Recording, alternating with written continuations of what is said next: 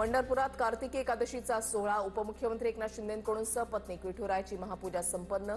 सोहळ्याच्या निमित्त पंढरपूरमध्ये हजारो भाविकांची उपस्थिती। आषाढीलाही विठ्ठलाची महापूजा करायला आवडेल। आगामी निवडणुकीसाठी एकनाथ शिंदेंना विठ्ठल शक्ती देणार। उपमुख्यमंत्री शिंदेंच्या पत्नी लता शिंदेंची प्रतिक्रिया। पंढरपुरात उपमुख्यमंत्री शिंदे आणि मंत्री भरत गोगावलेंनी फुगडी खेळण्याचा आनंद लुटला। शिंदे आणि गोगावलेंकडून ज्ञानोबा माऊली तुकारामाच्या नामाचा गजर।